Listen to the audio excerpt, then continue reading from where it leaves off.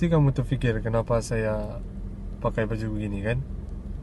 Ini adalah satu contoh tasniat. Sebelum itu, hai dan assalamualaikum. Nama saya Pengiran Daniel Azrin Shah. Dan hari ini saya akan membentangkan tentang tasniat.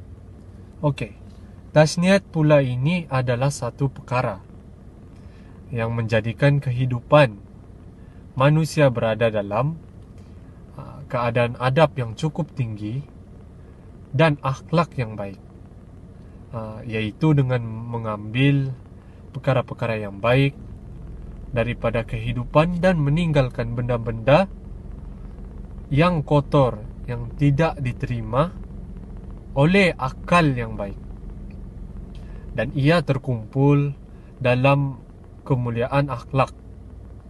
Contoh bagi tasniat ini adalah ibadat yang mesti suci dan menghilangkan najis, menutup aurat dan sebagainya.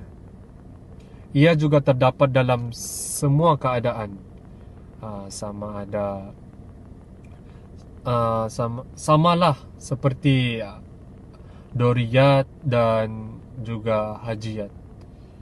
Berdasarkan keterangan ini, jelaslah wujudnya tingkatan dalam hukum-hukum takfir,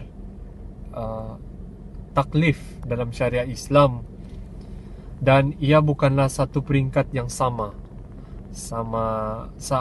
ada suruhan ataupun larangan.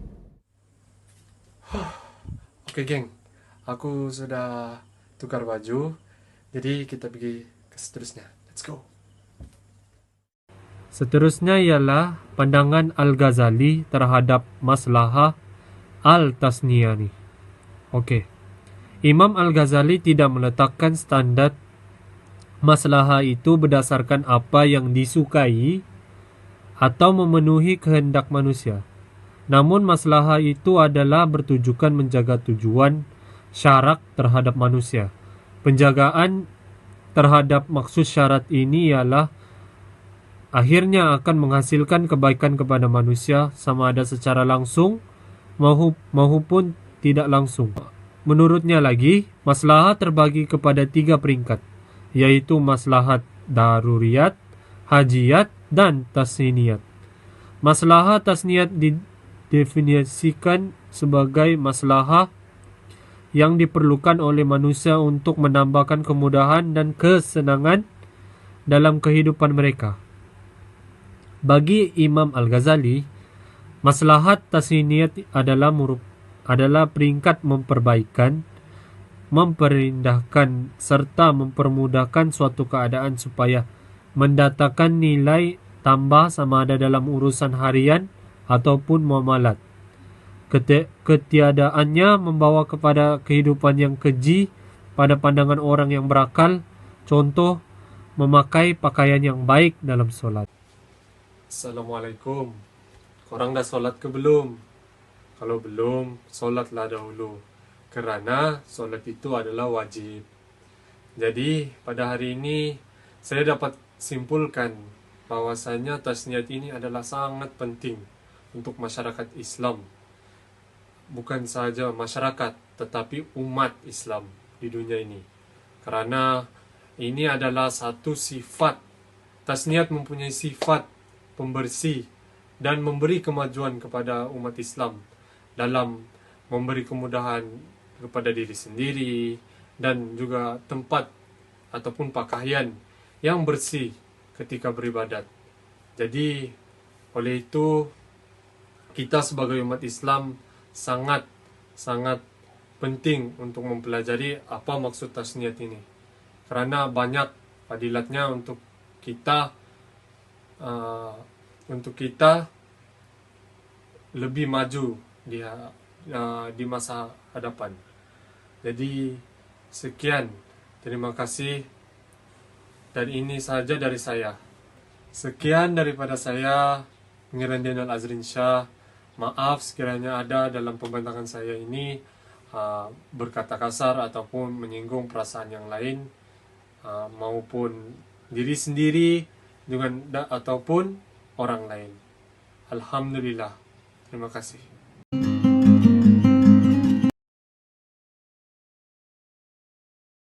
Baiklah, Assalamualaikum warahmatullahi wabarakatuh.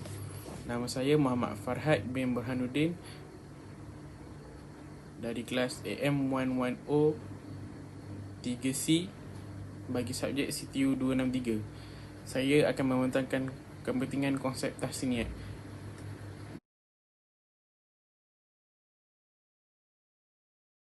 Baiklah, yang pertama sekali, konsep tahsiniat amat penting kerana ia menjamin kesopanan dan kesatuan kehidupan manusia. Hal ini kerana konsep tahsiniat bermaksud melengkapi, di mana hidup kita sebagai umat Islam terutamanya ataupun manusia sahaja, kita amat penting untuk mempunyai sopan santun di dalam kehidupan. Oleh itu, kehidupan kita akan dilengkapi apabila hadirnya sopan santun yang kita perlukan.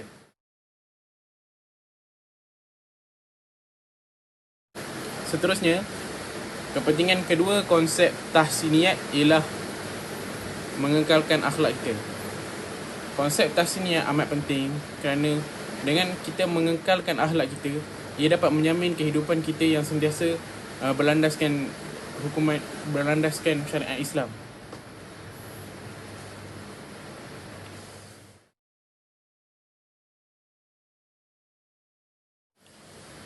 Bagi kepentingan yang ketiga pula, konsep tahsiniat amat penting kerana ia akan membolehkan kita melakukan ibadat dengan yakin. Sebagai contoh, wudu, di mana wudu kita disunatkan untuk mengambil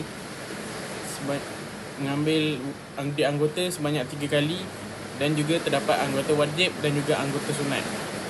Konsep tahsiniat melengkapkan tindakan mengambil wuduk dengan 3 kali basuhan terhadap anggota wajib dan juga anggota sunat. Hal ini adalah amat penting kerana dengan melakukan perkara demikian, kita dapat memastikan yang kita bersih dan juga sentiasa suci daripada hadas, dan juga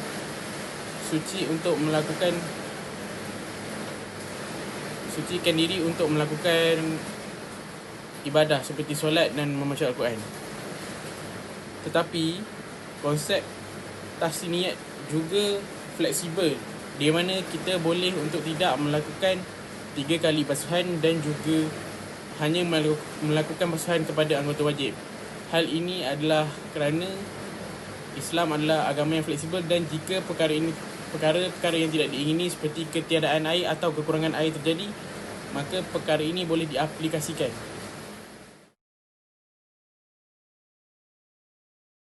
Seterusnya ialah kepentingan konsep tahsiniat di dalam aspek solat, di mana konsep tahsiniat dalam aspek solat ialah di mana kita dapat lihat kepentingannya ialah untuk menyempurnakan ibadah. Yang pertama sekali, kita boleh lihat di mana adanya solat sunat qabliyah dan juga solat sunat qabliyah ba'diyah. Solat sunat sebelum dan selepas, iaitu qabliyah dan ba'diyah, merupakan solat sunat di bawah tahsiniat yang boleh menolong kita untuk menyempurnakan ibadah solat kita. Selain daripada ibadah wajib, selain daripada solat wajib, solat sunat qabliyah dan juga ba'diyah akan menolong kita jika terdapat kekurangan di dalam solat wajib kita. Tetapi berbalik kepada kepentingan konsep tahsiniat tadi, solat sunat qabliyah dan juga ba'diyah melengkapi dan tidak semestinya dilakukan, tapi amatlah baik untuk kita lakukan.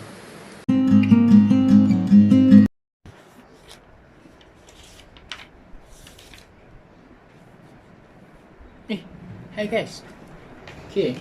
Assalamualaikum warahmatullahi wabarakatuh. Part saya part saya.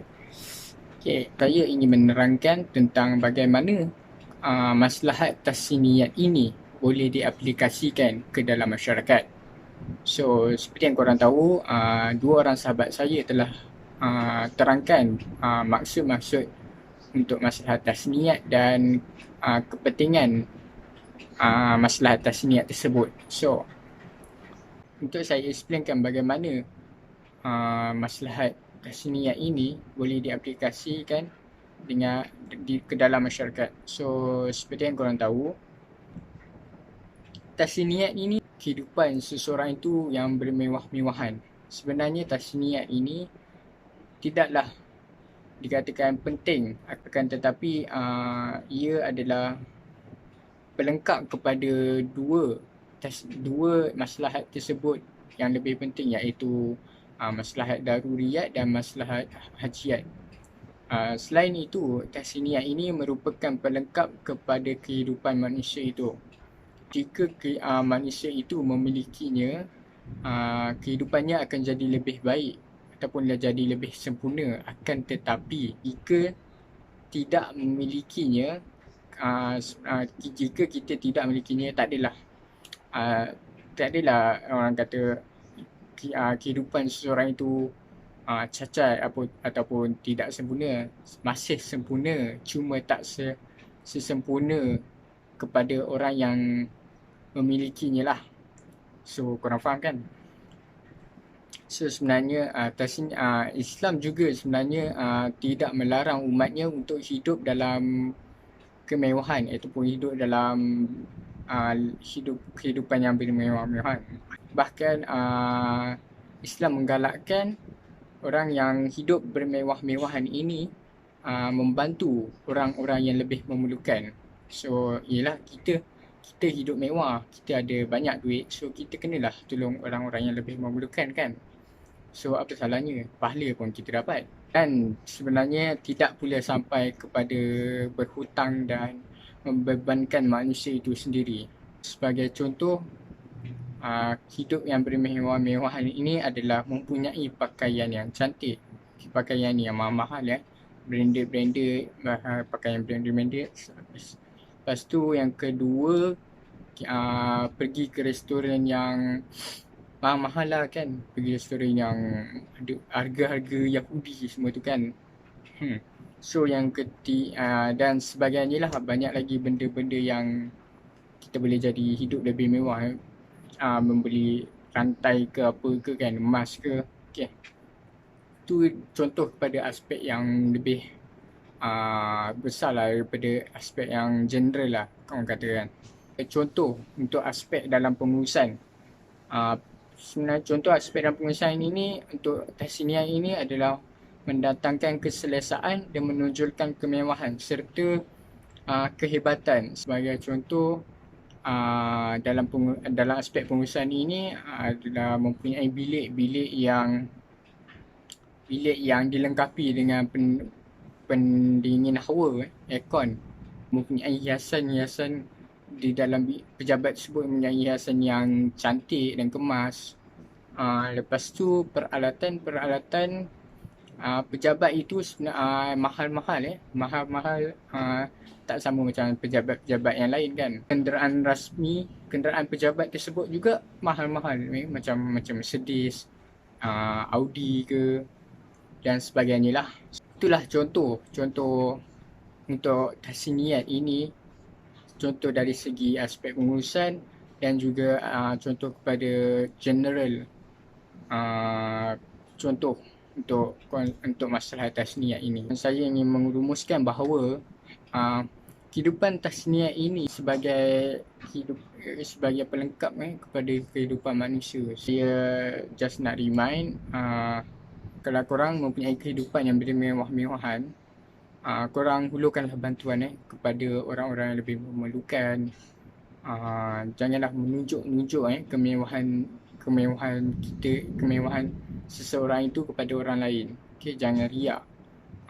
Harap korang fahamlah konsep tasniat ini yang saya explain dan dua rakan sahabat saya explain tadi lah.